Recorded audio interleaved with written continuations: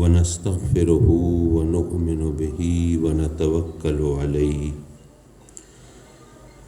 ونعوذ بالله من شرور أنفسنا ومن سيئات أعمالنا من يهده الله فلا مضل له ومن يضلله فلا هادي له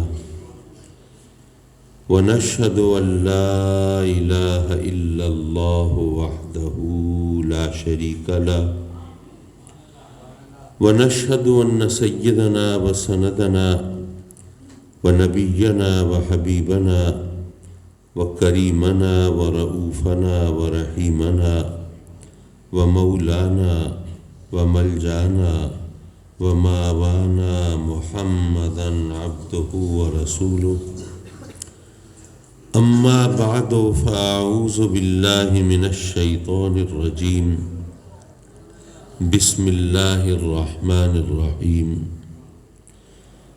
النبي أولى بالمؤمنين من أنفسهم صدق الله مولانا العلي العظيم وصدق رسوله النبي الأمين ونحن على ذلك لمن الشاهدين والشاكرين والحمد لله رب العالمين۔ آج کی اس محفل کے میزبان اور محترم و مکرم جناب جابر خان صاحب اور اس جامعہ کے جامعہ انوار مصطفیٰ کے محتمم اور ہمارے کرم فرما و مہربان محترم علامہ مولانا حافظ عبد الرحمن الحسنی جامی اور میرے یہاں پہ ہونے کا سبب اور دعوت دینے والے محترم علامہ مولانا احمد علی صاحب سعیدی اور جملہ علماء اہل سنت، مہمانان گرامی اور حاضرین محفل، یقیناً ہم سب کے لیے سعادتیں پانے کا ایک بہانہ ہے اور جھولیاں بھرنے کا ایک موقع ہے اور رب کی رحمتوں سے حصہ پانے کا ایک سلیقہ ہے کہ رب کائنات نے ہمیں اس مبارک اور نورانی محفل میں حاضری کی سعادت بخشی۔ حضرات مکرم،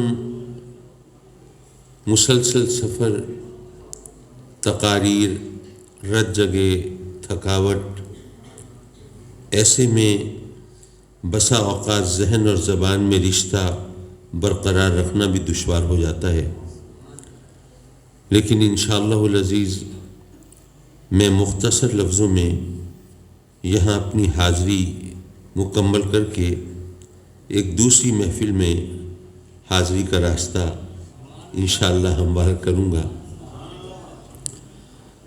حضرات مکرم، رب کائنات نے اپنے بندوں کی ہدایت و رہبری کے لیے سلسلہ نبوت و رسالت جاری فرمایا۔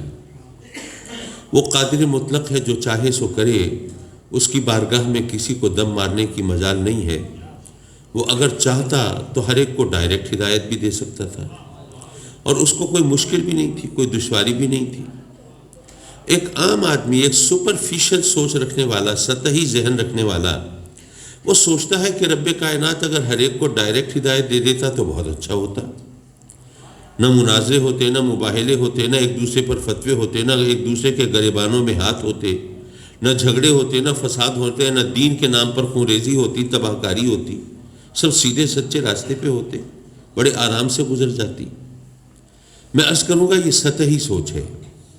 اگر آپ غور کریں گے تو اس نتیجے پر پہنچیں گے کہ یہ بھی اللہ کا کرم ہے کہ اس نے ہمیں ڈائریکٹ ہدایت نہیں دی بلکہ انبیاء کے ذریعے ہدایت عطا فرمائی۔ وہ کیسے؟ دیکھیے، اگر رب کی طرف سے ہم سب کو براہ راست ہدایت ملتی، ابھی تو ہدایت مل رہی ہے انبیاء کے ذریعے، ہم سے کوئی کوتاہی ہو جائے، غلطی ہو جائے، لغزش ہو جائے، نافرمانی ہو جائے، حکم عدولی ہو جائے تو چلیے ہم رو دھو کے توبہ تلافی کی کوئی صورت نکال لیتے ہیں، معافی مانگ لیتے ہیں، استغفار کر لیتے ہیں، ہمارے لیے کوئی بچاؤ کا راستہ نکل آتا ہے۔ لیکن اگر اللہ کی طرف سے ڈائریکٹ ہدایت ملتی اور پھر ہم کوئی نافرمانی کرتے تو کیا بچاؤ کی صورت بنتی؟ آپ سوچ رہے ہوں گے پھر ہم نافرمانی کیوں کرتے؟ تو اس کی ایک بہت سادہ سی مثال دیتا چلوں۔ بھئی رب کی طرف سے ڈائریکٹ حکم آتا، مثلا یوں حکم آتا کہ جی پہلے تم پر 2.5% زکوٰۃ فرض تھی، اب کورونا کی وجہ سے لوگ زیادہ مشکل میں ہیں اور آئے دن کی مہنگائی نے ان کی کمر توڑ دی ہے، ذرا آواز ہلکی کر دیجئے بھائی، لوگ سکون سے سن لیں گے، بہت شکریہ۔ تو یہ روز جو مہنگائی کا بم پھٹتا ہے، اس کی وجہ سے لوگوں کا جینا حرام ہو گیا ہے، اب تو پیٹ پالنا مشکل ہو گیا ہے، تن ڈھانپنے کی بات تو بعد میں آتی ہے۔ تو ایسے میں اب یہ زکوٰۃ کی جو شرح ہے 2.5% نہیں بلکہ تم پر 10% زکوٰۃ فرض کی جاتی ہے۔ اگر کوئی ایسا حکم آتا تو ہم اپنے آپ سے پوچھیں، کسی دوسرے سے پوچھنے کی ضرورت نہیں ہے کہ ہم اس حکم کو، ہم میں کتنے لوگ ہوتے جو سب صحیح طور پر مان لیتے؟ کچھ نہ کچھ ضرور مان لیتے، لیکن کچھ وہ بھی تو ہوتے جو بہانہ سازی کرتے، کچھ چور دروازے تلاش کرتے، جان چھڑانے کی کوشش کرتے، حکم عدولی کرتے۔ تو ابھی تو انبیاء کے ذریعے ہدایت ملتی ہے، کہیں نافرمانی ہو تو چلیے معافی تلافی ہو جاتی ہے، لیکن ڈائریکٹ احکام آ رہے ہوتے تو پھر اگر ہم کوئی ادھر ادھر ہوتے، اگر مگر کے چکر میں پڑتے، پھر کوئی بچاؤ کی صورت ہوتی؟ یا اسی بات کو ایک اور زاویے سے دیکھ لیجئے۔ فرض کیجئے آپ کے علاقے میں کوئی غیر مسلم ہے، اسلام کی سچائی اور حقانیت سے متاثر ہو کے اس نے کلمہ پڑھ لیا، مسلمان ہو گیا۔ ویسے تو آج کل پابندی ہے حکومت کی طرف سے، لیکن بہرحال میں ایک مثال ہی دے رہا ہوں۔ وہ مسلمان ہو گیا، آپ نے اسے کہا کہ بھی اب تم مسلمان ہو گئے ہو، تمہیں نماز بھی ادا کرنی ہوگی، تو چلو یہ کتاب ہے نماز کی، اس کتاب کو غور سے پڑھنا اور اس کو پڑھ کے صحیح طرح نماز ادا کرنا۔ کیا خیال ہے، کیا وہ صرف کتاب پڑھ کے، وہ شخص جس نے زندگی میں کبھی نماز نہیں پڑھی، نماز پڑھنے والوں کے ساتھ رہا بھی نہیں، لوگوں کو نماز پڑھتے دیکھا بھی نہیں، کیا وہ صرف کتاب پڑھ کے نماز ادا کر لے گا؟ نہیں، ہمیں اسے نماز پڑھ کے دکھانا پڑے گی، نماز سکھانا پڑے گی، تب وہ نماز ادا کر سکے گا۔ اب یہ آپ سوچئے کہ اگر ایک نماز ہم صحیح طرح ادا نہیں کر سکتے جب تک کہ اس کا عملی نمونہ ہمارے سامنے نہ ہو، تو یارو ساری زندگی اسلام کے سانچے میں ڈھل کر ہم کیسے گزار سکتے اگر عملی نمونہ ہمارے سامنے نہ ہوتا؟ تو یہ انبیاء کرام تشریف لاتے ہیں، وہ عملی نمونہ ہمارے سامنے رکھتے ہیں۔ باقی انبیاء کی بات تو اپنی جگہ، میرے آقا کریم صلی اللہ علیہ وسلم تو وہ کہ عملی نمونہ تو جس طرح ان رکھا وہ ہم جانتے ہیں کہ آپ کی حیات مبارکہ کا ایک ایک لمحہ گویا محفوظ کیا گیا ہے، اور یہ تاریخ انسانیت میں یوں کہیے کہ انپریسیڈنٹڈ ہے، اس کی نظیر نہیں ملتی کہ کسی شخص کے کلام کو، تبسم کو، تکلم کو، اس کی سیرت کو، کردار کو، عادات کو، اطوار کو، اس کے انداز نشست و برخاست کو، ایک ایک چیز کو اس طرح محفوظ کیا گیا ہو جس طرح آقا کریم کی عادتوں کو محفوظ کیا گیا ہے۔ اور آقا کریم کے بارے میں تو قرآن گواہی دے رہا ہے کہ وَمَا يَنْتِقُ عَنِ الْهَوَىٰ إِنْ هُوَ إِلَّا وَحْيٌ يُوحَىٰ، وہ تو اپنی خواہش نفس سے کلام ہی نہیں کرتے، وہ تو وہی بولتے ہیں جو ان کو اللہ کی طرف سے وحی ہوتی ہے۔ حضرات مکرم، دیکھیے ہم سب انسان ہیں نا، تو ایک بشری کمزوری ہم سب میں پائی جاتی ہے۔ آپ میں سے اکثر کو نے دیکھا ہوگا، کبھی زبان پھسل جاتی ہے، سلپ آف ٹنگ کہیے، سبقت لسانی کہیے، کہنا کچھ چاہتے ہیں، زبان سے کچھ نکل جاتا ہے، ہوتا ہے۔ اور میں کسی اور کو نہ کہوں، کسی اور کے کندھے پہ بندوق نہ رکھوں، خود اپنی مثال پیش کر دوں۔ آج سے تقریباً کوئی 40-42 برس پہلے کی بات ہے، ہمارے ایک پیر بھائی ابا جی قبلہ رحمۃ اللہ علیہ کے ایک مرید، ملا حبیب ان کا نام تھا، ریاست بہاولپور میں ایک قصبہ ہے امین آباد، وہاں کے رہنے والے تھے۔ آئے، ابا جی قبلہ گھر کے اندر تشریف فرما ہے، میں باہر کھڑا ہوں، آ کے کہتے ہیں جی حضرت صاحب کو بتا دیجئے کہ میری پوتی فوت ہو گئی ہے۔ میں نے کہا اچھا، بہت دکھ ہوا، آپ تشریف رکھیے، میں بتاتا ہوں۔ میں اندر گیا، ابا جی قبلہ کی خدمت میں حاضر ہوا، جی وہ ملا حبیب صاحب آئے ہیں اور وہ بتا رہے ہیں کہ ان کی پوتی فوت ہو گئی ہے۔ ابا جی نے کہا بھئی کیا کہہ رہے ہو حامد؟ میں نے کہا جی وہ ملا حبیب صاحب کی پوتی فوت ہو گئی ہے۔ بھئی مجھے کچھ سمجھ نہیں آ رہا کیا کہہ رہے ہو۔ اب میں نے غور کیا، تو پوتی فوت ہو گئی ہے کی بجائے میں کہہ رہا ہوں فوتی پوت ہو گئی ہے. ہر ایک کے ساتھ ہو جاتا ہے، کہنا کچھ چاہتے ہیں زبان سے کچھ نکل جاتا ہے. لیکن یارو میرے آقا کریم حضور علیہ السلام بے شک لباس بشریت میں جلوہ فگن ہوئے ہیں، لیکن بشری کمزوریوں سے پاک ہیں. ایسا کبھی نہیں ہوا کہ آپ نے کہنا کچھ چاہا ہو زبان اقدس سے کچھ اور نکلا ہو. اچھا، یہ بات میں نے ایک ایسی محفل میں کہی جو مکس گیدرنگ تھی، جس میں دیگر مسالک کے لوگ بھی موجود تھے. تو وہ ایک معروف عالم دین ہے دوسرے مسلک کے، وہ بھی موجود تھے. انہوں نے کہا کہ کاظمی صاحب یہ جو بات آپ نے کہی نا، یہ بغیر دلیل کے ہے. میں نے کہا وہ کیسے؟ کہنے لگے کہ آپ زیادہ سے زیادہ یہ دلیل دیں گے کہ کوئی روایت نہیں، کوئی حکایت نہیں، کوئی حدیث نہیں، کسی صحابی کا کوئی ایسا قول نہیں جس سے ثابت ہو کہ آقا کریم صلی اللہ علیہ وسلم نے کہنا کچھ چاہا تھا اور آپ کی زبان اقدس سے کچھ اور نکلا. یہی کچھ دلیل دیں گے اور کیا دیں گے؟ لیکن یہ دلیل تو کافی نہیں ہے. وہ اس لیے کہ میں پورے اعتماد اور یقین سے کہتا ہوں کہ آپ کوئی حدیث ایسی پیش نہیں کر سکتے جس میں یہ ثابت ہوتا ہو کہ آقا کریم صلی اللہ علیہ وسلم کو کبھی کھانسی آئی تھی. اب ایسی کوئی حدیث نہیں جس سے آپ کا کھانسنا ثابت ہو. لیکن کیا اس بنیاد پر کوئی یہ دعویٰ کر سکتا ہے کہ آپ زندگی بھر کبھی کھانسے ہی نہیں؟ ہر ایک کو کھانسی آ جاتی ہے، معمول کی بات ہے نا. تو اس لیے اگر کھانسے بھی تھے تو کسی نے ذکر نہیں کیا کیونکہ یہ ایک روٹین ہے. تو اسی طرح جو سلپ آف ٹنگ، زبان کا پھسلنا، یہ بھی ہر ایک کے ساتھ ہو جاتا ہے. کبھی ہوا بھی ہوگا تو اس کا تذکرہ نہیں ہوا. میں نے کہا نہیں، یہ بات نہیں ہے. پہلی بات تو یہ قرآن کی آیت وما ينطق عن الهوى ان هو الا وحی یوحی. پھر وہ حدیث بھی یاد کیجئے کہ ایک صحابی ہے، میرے آقا کریم جو فرماتے ہیں وہ لکھ لیتے ہیں. ایک بار قریش کے کچھ لوگوں نے ان کو پٹی پڑھائی کہ تم یہ کیا کرتے ہو، ہر بات لکھ لیتے ہو.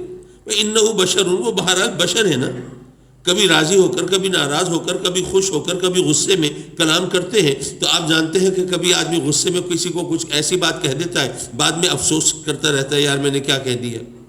کبھی خوش ہو کر اس کے اوپر کوئی عنایات کا ایسا وعدہ کر بیٹھتا ہے کہ بعد میں سوچتا رہتا ہے یار میں نے کیا وعدہ کر دیا، پورا کیسے کروں گا.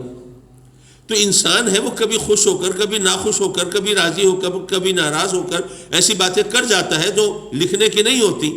تو تم ہر بات لکھ لیتے ہو، یہ کیا کرتے ہو؟ انہوں نے ان کی باتیں سنی، لکھنا چھوڑ دیا. میرے آقا کریم نے پوچھ لیا ہاں بھائی کیوں نہیں لکھتے اب ہر ایک بات؟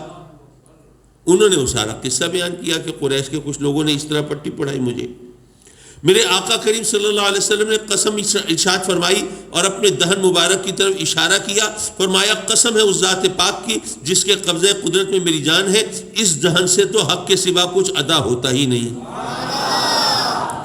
میں نے کہا کہ اب سوچئے اگر ایک دفعہ ایسا ہوتا کوئی بشری کمزوری کی وجہ سے کہنا کچھ چاہا ہوتا اور زبان سے کچھ اور نکلا ہوتا تو کافروں نے تو آسمان سر پہ اٹھا لیا ہوتا، اعتراضات کی بھرمار کر دی ہوتی، شور مچایا ہوا ہوتا. جناب یہ تو وحی الہی کے بغیر کلام کرتے ہی نہیں. اب بتائیے جو کہنا چاہتے تھے وہ وہی ہے یا جو زبان سے نکلا ہے وہ وہی ہے؟ ان کے دہن سے تو حق کے سوا کچھ ادا ہوتا ہی نہیں. اب بتائیے جو دہن سے ادا ہوا وہ حق ہے یا جو کہنا چاہتے تھے وہ حق ہے؟ یہ تو ایک شور مچا ہوتا ہے، اعتراضات کا ایک سلسلہ ہوتا. علم کلام کی کتابوں میں آج تک وہ ابواب ہوتے جن میں بتایا جاتا کافروں نے کیا اعتراض کیے، مسلمانوں نے کیا جواب دیے. یہ ایک سلسلہ مسلسل جاری رہتا. لیکن ایسی کوئی بات نہیں. کیوں؟ اس لیے کہ ایسا واقعہ کبھی ہوا ہی نہیں.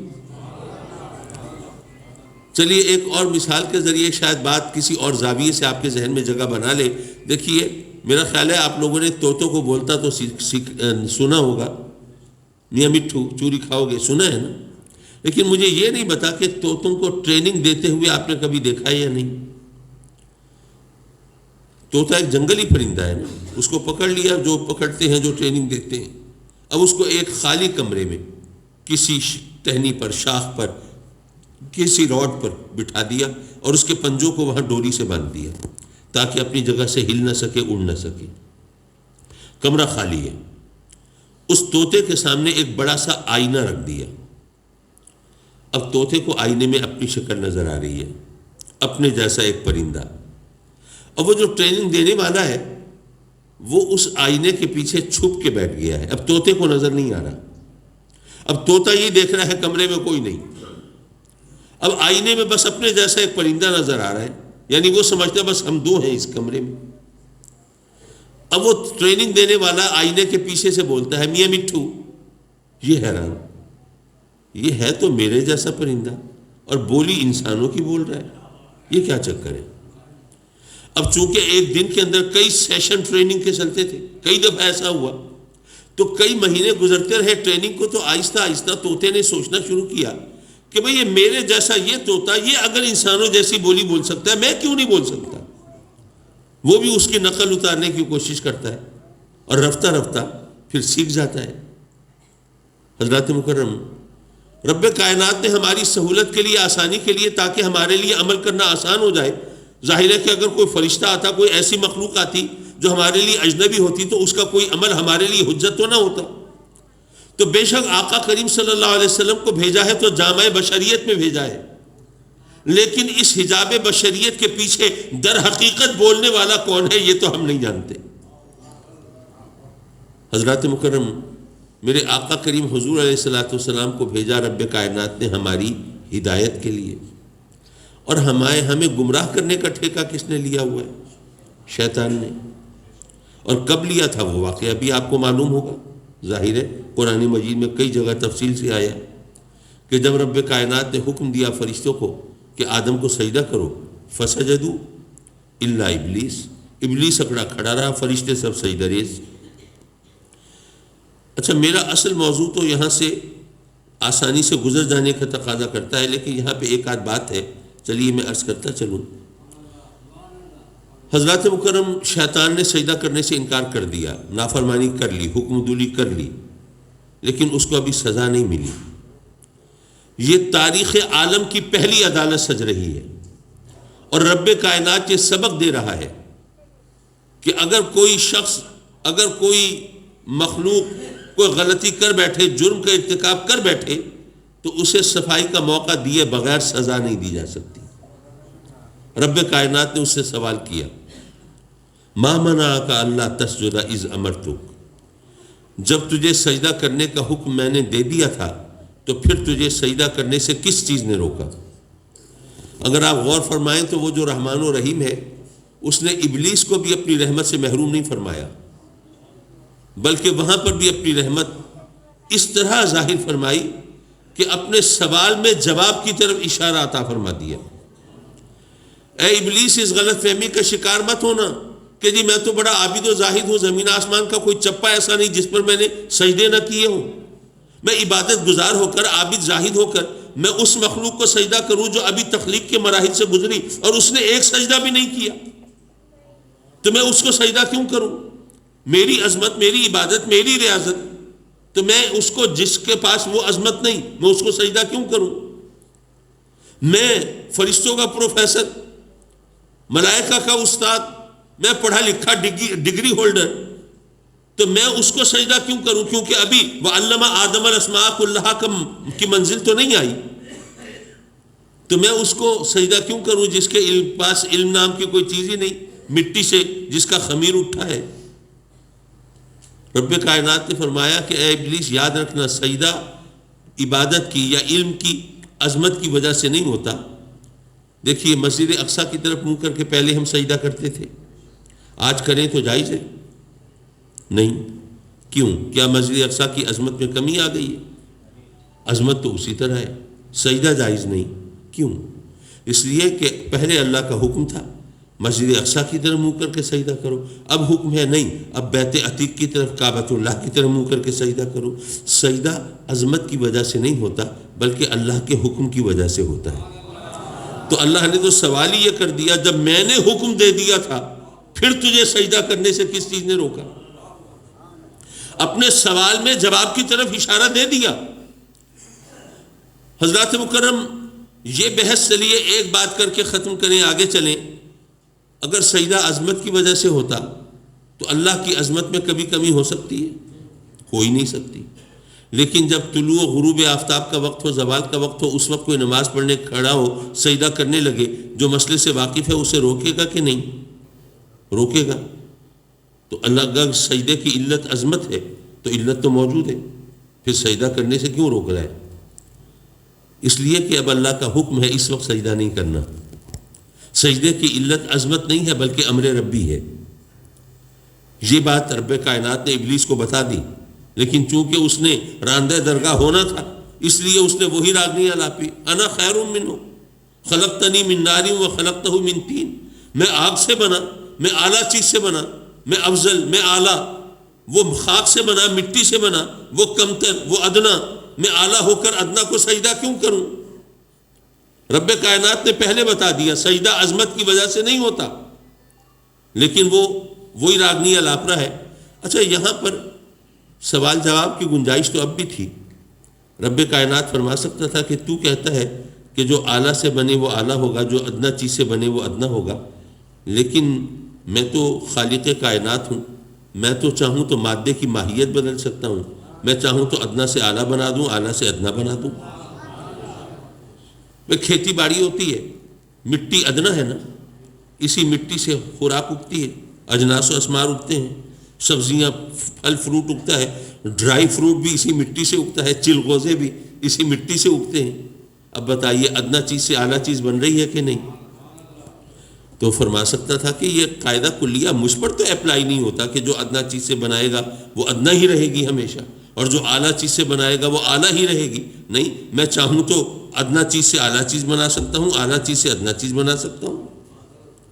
اللہ نے یہ نہیں فرمایا. ایک اور بات بھی ہو سکتی تھی، بھئی ایک انگوٹھی ہے سونے کی، ایک لوہے کی، کون سی انگوٹھی قیمتی ہے؟ لیکن اگر آپ لوہے کی انگوٹھی میں کوہ نور ہیرا لگا دیں، اب کون سی قیمتی ہو جائے گی؟ رب کائنات فرما سکتا تھا نا، تو نے خاک کے پتلے کو تو دیکھا ہے، یہ مٹی کے پیکر کو تو دیکھا ہے، جسد خاکی کو دیکھا ہے، لیکن کیا اس کی پیشانی میں کوہ نور نہیں دیکھا؟ اگر لوہے کی انگوٹھی ایک ہیرے کی وجہ سے زیادہ قیمتی ہو سکتی ہے تو کیا یہ مٹی کا پتلا اس نور کی وجہ سے باقی مخلوق سے اعلیٰ و عرفہ نہیں ہو سکتا؟ اللہ فرما سکتا تھا، نہیں فرمایا. تیسری بات یہ بھی کہی جا سکتی تھی کہ بھئی تو کہتا ہے تو نار سے بنا، آگ سے بنا، تو اعلیٰ، لیکن جو نور ہے وہ تو نار سے بھی افضل ہے، تو نوری مخلوق تو سجدہ کیے بیٹھی ہے، ناری کو کیا اعتراض ہے؟ اللہ فرما سکتا تھا، نہیں فرمایا. بلکہ اس نے سبق یہ دیا کہ تو کہتا ہے کہ تو آدم سے افضل ہے، آدم سے بہتر ہے، آدم سے اعلیٰ ہے، تو میرے نبی کی شان میں گستاخی کرتا ہے. جو نبی کا گستاخ ہو اس سے سوال و جواب نہیں ہوتے، اس سے بحث مباحثہ نہیں ہوتا، اس سے نہیں پوچھا جاتا تو نے یہ کس غلط فہمی کی وجہ سے کہی. نہیں، گستاخ کے لیے سنت الہی یہ ہے کہ اس کو یہی کہا جاتا ہے تو مردود و ملعون ہے، جنت سے نکل جا. حضرات مکرم جب وہ مردود ہوا، ملعون ہوا، راندہ درگاہ ہوا اور جنت سے نکالا گیا تو ظاہر ہے کہ اس کا افسوس ہوا، اور اس نے کہا مولا اگر مجھے مہلت ملے تو میں بھی تیرے بندوں کو گمراہ کروں گا. رب کائنات نے فرمایا کتنی مہلت چاہیے؟ قیامت تک کی. چل قیامت تک کی مہلت ہے، قیامت تک کی مہلت ملتی ہے تجھے، اور تجھے میں طاقت اتنی دیتا ہوں کہ دلوں میں وسوسے پیدا کر سکے، انسان کے جسم میں خون کی طرح دوڑ سکے، مکر و فریب کے جال بچھا سکے، ورغلا سکے، بہکا سکے. لیکن جو میرے ہیں ان پر تیرا داؤ نہیں چلے گا.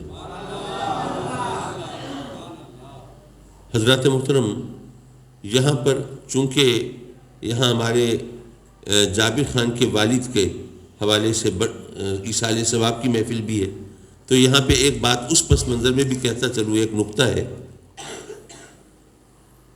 ابلیس کو یہ جو طاقت ملی ہے کوئی تھوڑی طاقت ہے، دلوں میں وسوسے پیدا کر سکتا ہے، جسم انسانی میں لہو کی طرح گردش کر سکتا ہے، اور مکر و فریب کے جال بچھا سکتا ہے، ورغلا سکتا ہے، بہکا سکتا ہے. نہ جانے کیا کیا اس نے طریقے اور ہتھ کنڈے آزمائے ہوئے ہیں.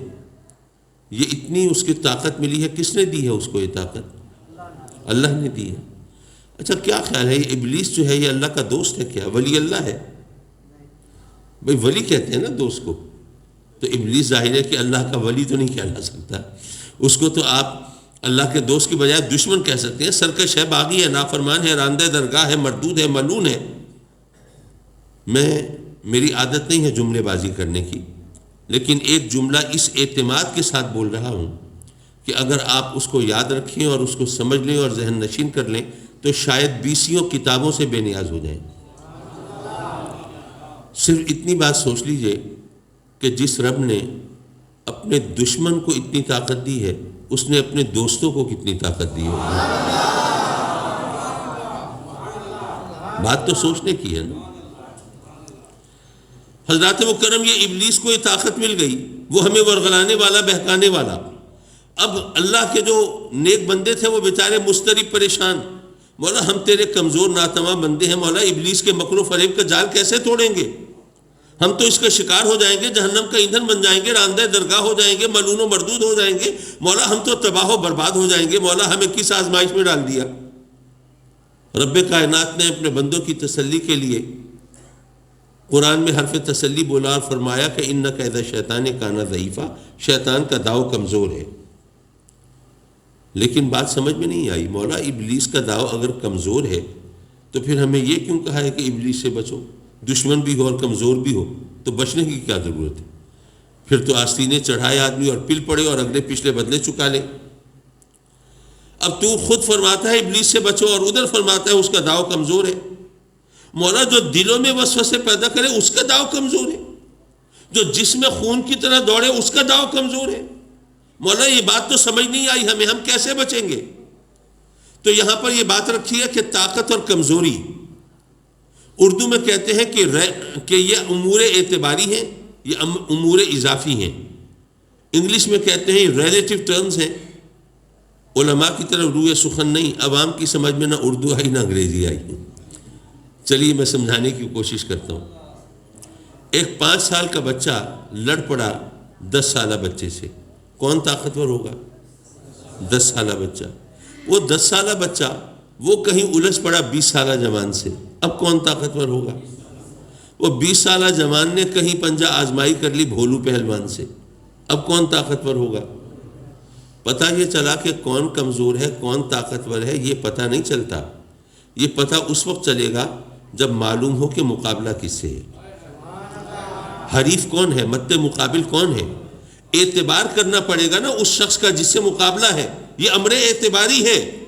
بھئی آپ نیچے بیٹھے ہیں، آپ نے یہ سٹیج بنایا اور مجھے کرسی پر بٹھا دیا، آپ کی مہربانی۔ اگر کوئی سٹیج پر بیٹھا ہو وہ آپ سے اونچا ہے، آپ سے تو اونچا ہے لیکن میرے مقابلے میں تو نیچا ہی ہوگا۔ اچھا میں آپ سے اونچا بیٹھا ہوں، اگر کوئی چھت پہ چڑھا بیٹھا ہو وہ مجھ سے بھی اونچا ہو گیا، اور اگر کوئی مینار پہ چڑھ جائے وہ اس سے بھی اونچا ہو جائے گا۔ اسی طرح بلندی اور پستی ہو، یہ بھی امر اعتباری ہے، امر اضافی ہے۔ پتہ تبھی چلے گا جب موازنہ ہوگا، تقابل ہوگا، کس سے مقابلہ ہو رہا ہے، تب پتہ چلے گا کون اونچا ہے کون نیچا ہے۔ یہی طاقت اور کمزوری کا معاملہ ہے، کون طاقتور کون کمزور، تو یہ دیکھنا پڑے گا نا مقابلہ کس سے ہے۔ تو رب کائنات نے گویا یہ فرمایا کہ اے میرے بندو تم گھبراتے ہو، تم پریشان ہو کہ شیطان کے مکر و فریب سے کیسے بچو گے، وہ جو دلوں میں وسوسے پیدا کرتا ہے اس سے محفوظ کیسے رہو گے؟ تو میں تمہیں بتاتا ہوں کہ اگر تمہیں گمراہ کرنے والا دلوں میں وسوسے پیدا کر سکتا ہے تو میں نے جس ہستی کو تمہاری ہدایت کے لیے بھیجا ہے نا وہ تمہاری جانوں سے بھی زیادہ تم سے قریب ہے۔ النبی اولیٰ بالمؤمنین من انفسہم۔ تو شیطان کا داؤ ویسے کمزور نہیں ہے، ویسے تو بڑا شہزور ہے، بڑا طاقتور ہے، کتنوں کو اس نے بیوقوف بنایا ہوا ہے، آگے لگایا ہوا ہے، لیکن بات یہ ہے کہ گمراہ کرنے کا ٹھیکہ لیا ہے ابلیس نے، لیکن تمہاری ہدایت کے لیے بھیجا ہے میں نے اپنے محبوب کو۔ تو اگر تم میرے محبوب کے دامن میں پناہ لے لو اور ان کا دامن، ان کی معرفت حاصل کر لو اور ان سے رشتہ جوڑ لو، تو وہاں پر شیطان کا داؤ کمزور پڑ جاتا ہے، وہاں پہ اس کا بس نہیں چلتا۔ اس لیے تمہیں معلوم ہونا چاہیے کہ میرے محبوب کے مقابلے میں ابلیس کی کوئی وقت اور حیثیت نہیں ہے۔ ہمارا ایک دوسرے پہ حق ہے نا، پہلا حق ہے انسان ہونے کے ناطے، دوسرا حق ہے مسلمان ہونے کے ناطے، اور پھر اگر کوئی اور رشتہ ہے ہمارا تو اس کے حوالے سے حق ہوگا۔ لیکن ہر رشتہ دار کا حق برابر تو نہیں ہوتا، ایک آپ کا چچا ہے ایک آپ کا باپ ہے، کس کا حق زیادہ ہوگا؟ باپ کا۔ اسی طرح پڑوسیوں کے حقوق ہیں، اور آپ نے سنا ہوگا کہ صحابہ کرام نے تو یہ تک کہا تھا کہ یہ پڑوسیوں کے حقوق ہمیں بتائے جا رہے تھے تو ہمیں تو یہ خیال آیا کہ شاید یہ ہمارے ترکے میں وراثت میں بھی حقدار ہو جائیں گے، جس طرح ان کے حقوق بتائے جا رہے تھے۔ تو پڑوسیوں کا بھی حق ہے۔ اچھا یہاں ایک بات اور کرتا چلوں، دیکھیے اس وقت ساری دنیا میں اسلام کے خلاف سازشیں ہو رہی ہیں، اسلام کے خوبصورت چہروں کو بدنما کر کے دکھایا جا رہا ہے، اسلام کا رشتہ تخریب کاری اور دہشت گردی سے جوڑا جا رہا ہے، اور اس میں ہماری کوتاہیاں بھی ہیں نا۔ ابھی سیالکوٹ میں جو ہوا کیا ہوا ہے؟ اب یہ چیزیں بالکل واضح ہو کے آ رہی ہیں کہ اس شخص نے، وہ سری لنکا کا ایک بندہ ہے، وہ عربی جانتا نہیں ہے، اگر کوئی درود شریف کی چٹ لگی ہوئی ہے تو اس کو تو نہیں پتہ اس میں کیا لکھا ہے، اگر اس نے اتار کر اسے ڈسٹ بن میں ڈال دیا ہے تو جیسے میں نے ابھی عرض کیا کہ دنیا کے اندر جو پہلی عدالت لگی تھی عالم دنیا میں، یہ تاریخ میں، اس میں رب کائنات نے بتایا کہ کسی مجرم کو صفائی کا موقع دیے بغیر سزا نہیں دی جا سکتی۔ تو تم نے اسے پوچھا تھا کہ اس نے یہ کیوں کیا؟ پوچھا ہی نہیں، اور اس طرح اس کو جناب مار دیا اور جلا دیا۔ اس سے وہ ان کے اب جذبات تو ٹھنڈے ہو گئے ہوں گے، یا ان کا اگر کوئی مفاد تھا پورا ہو گیا ہوگا، لیکن دنیا بھر میں اسلام تو بدنام ہوا نا۔ ہر جگہ مسلمان بیچارے ڈیفنس پہ آ گئے، اب وضاحتیں کرتے پھر رہے ہیں، باتیں بتاتے پھر رہے ہیں۔ اب کیسے ہم منوائیں کہ جناب وہ جو غیر مسلم کو اس طرح زندہ جلا دیتے ہیں، وہ جناب اس نبی کے نام کا کلمہ پڑھتے ہیں جو رحمت مجسم ہے؟ یہ کیسے منوائیں؟ بہرحال اب ہمارا فرض یہ بنتا ہے کہ جہاں دنیا اسلام کو الزام دیتی ہو، وہاں اسلام کا اصل خوبصورت چہرہ اجاگر کرنے کا موقع بنے تو اس کو ہم موقع کو ضائع نہ کریں۔ پڑوسیوں کی بات ہو رہی تھی، حقوق کی بات ہو رہی تھی، تو حضرت عبداللہ بن مبارک رضی اللہ تعالیٰ عنہ، علماء تو سمجھتے ہیں، میں نے کس ہستی کا ذکر کیا، عوام اسلام سے ناآشنا ہے، وہ ہستی جس کو امیر المومنین فی الحدیث کا درجہ دیا گیا ہو، جس کے استخراج و استنباط کی صلاحیت کو، تفقہ فی الدین کو ایک دنیا نے سلام کیا ہو، اور جس کے زہد و تقوی پر کبھی کسی نے انگشت نمائی نہ کی ہو، وہ ہیں عبداللہ بن مبارک۔ ان کے پڑوس میں ایک یہودی رہتا تھا۔ کسی مسلمان نے اس یہودی سے پوچھا کہ یار اپنا مکان بیچتے ہو؟ اس نے کہا ٹھیک ہے، اچھے دام ملیں گے بیچ دیں گے۔ ہاں بھئی کتنے دام مانگتے ہو؟ اس نے کہا کہ 2000 دینار لوں گا۔ اچھا، جیسا اس یہودی کا مکان تھا تو اس کیلیبر کے، اس ٹائپ کے، اس لیول کے جو مکانات تھے ان کی مارکیٹ ویلیو تھی 1000 دینار۔ اب وہ کہتا ہے میں 2000 دینار لوں گا، تو اس مسلمان نے کہا کہ اگر ایسا کرو گے تو ظاہر ہے کہ پھر تو سودا نہیں بنے گا، تمہیں نہیں پتا کہ تمہارے مکان کی اصل قیمت مارکیٹ میں بازار میں کیا بنتی ہے؟ اس نے کہا مجھے پتا ہے، مکان کی جو قیمت ہے وہ تو 1000 دینار ہے، لیکن 1000 دینار جو ہیں وہ عبداللہ بن مبارک کی ہمسائیگی کی قیمت ہے۔ اچھا، وہ مسلمان چڑ گیا نا، اس نے کہا یہ کیا مذاق کر رہا ہے، ہمسائیگی کی قیمت ہے؟ بھائی تو نے کون سا، تو تو یہودی ہے نا، تو نے کون سا اسے قرآن پڑھنا ہے، یا درس حدیث لینا ہے، یا شریعت کے احکام سیکھنے ہیں، یا تصوف کی منزلیں طے کرنی ہیں؟ بھائی تو یہ کہہ کے تو ہمارے جذبات سے کھیل کر اور عبداللہ بن مبارک کی ہمسائیگی کا ذکر کر کے ہم سے زیادہ پیسے اینٹنا چاہتا ہے، اور کیا ہے؟ عبداللہ بن مبارک کی ہمسائیگی کی تیرے نزدیک کیا ویلیو؟ اس نے کہا نہیں، یہ بات نہیں ہے، اصل بات یہ ہے کہ جب سے میں عبداللہ بن مبارک کا ہمسایہ بنا ہوں، آج تک ایسا نہیں ہوا کہ رات کو میرے بچے بھوکے سوئے ہوں۔ ممکن ہے عبداللہ بن مبارک کے اپنے گھر میں فاقہ ہوا ہو، لیکن انہوں نے ہمسائے کے حقوق اس طرح ادا کیے ہیں کہ میرے گھر میں فاقہ نہیں ہونے دیا۔